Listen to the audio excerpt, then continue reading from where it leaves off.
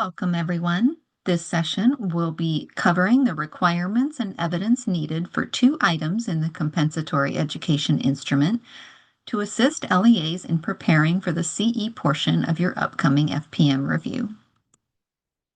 My name is Linda Moscatelli, and I work in the Title I Monitoring and Support Office at the California Department of Education.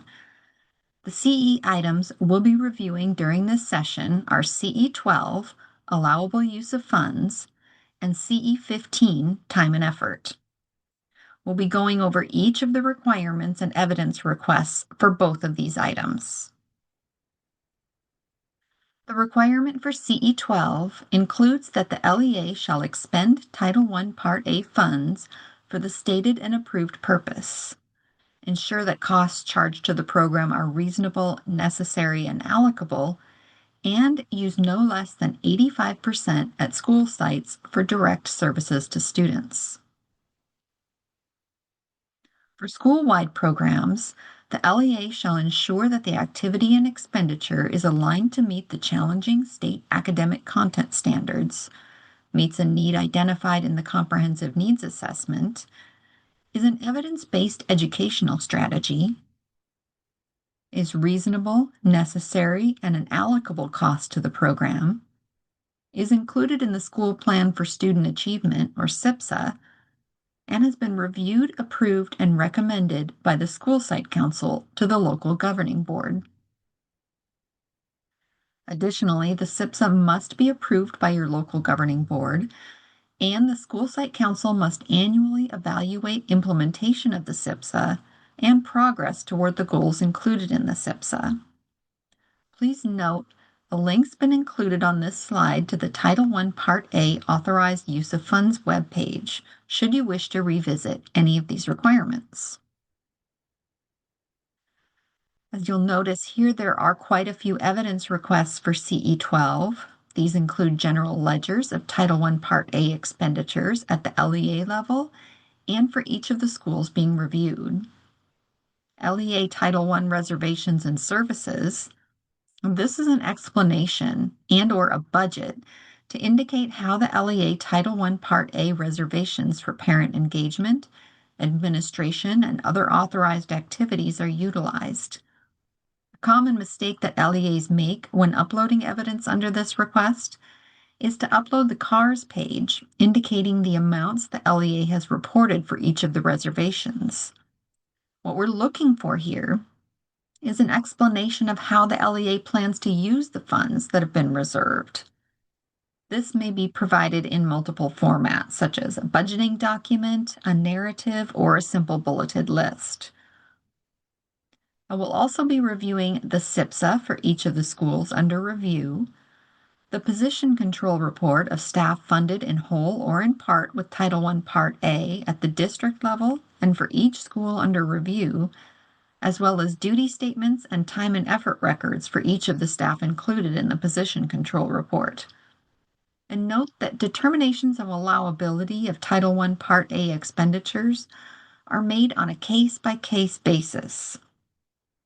Some of the more common reasons that findings are issued for CE 12 include school site expenditures that have not been planned for in the SIPSA or are not aligned with the identified needs, goals, and actions in the SIPSA. Title I Part A funded employees working on job tasks that are not aligned with the program, and Title I Part A funds being used to benefit non-Title I schools. Requirements for CE 15, LEA administrative charges, time and effort, include properly charging and documenting allowable salaries and wages that are reasonable and necessary in accordance with applicable Title I Part A program requirements and federal accounting requirements. LEA's time and effort records must reflect an after-the-fact distribution of 100% of the actual activity of each employee, funded in whole or in part with Title I Part A. Budgeted percentages alone do not suffice. If percentages are used to depict actual activities, the LEA is responsible for keeping additional documentation to substantiate those percentages. The LEA's time and effort records must be supported by a system of internal controls. In order for these controls to remain consistent, there must be written policies and standard procedures related to how federally funded employees document their time and effort, as well as how the documentation will be reviewed and reconciled with budgeted funding percentages. Evidence needed for CE15 includes time and effort records for all district and site employees paid in whole or in part with Title I Part A. This means that records are needed for district-level employees and school site employees who are funded by Title I Part A for the schools under review. The LEA's written time and effort policies and procedures, including timelines and procedures for the completion, review, and reconciliation of time and effort documentation, duty statements for each of the employees. These duty statements should be specific to the employee and clearly indicate their specific job duties and which of these will be charged to each funding source.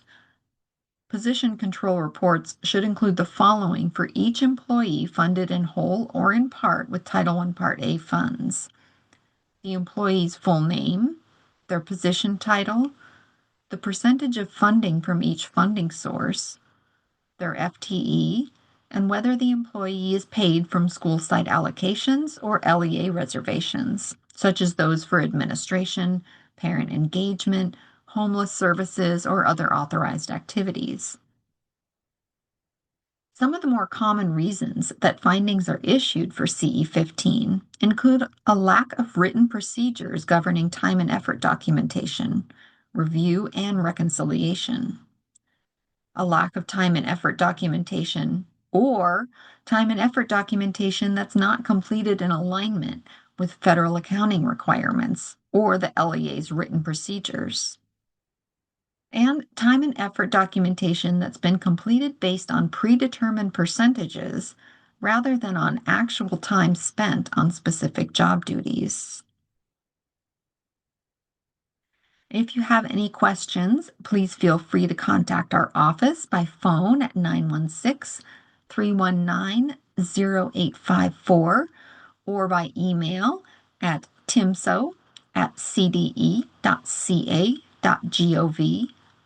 You may also find contact information for individual reviewers at the Title I Monitoring and Support Office webpage at www.cde.gov/sp/SW/T1/TIMSO.ASP. At this time, we're going to stop the recording to take questions during the live session. Of course, you may contact your reviewer at any time if you have questions about any of the CE items. Thank you for your time, and we look forward to working with you on your upcoming reviews.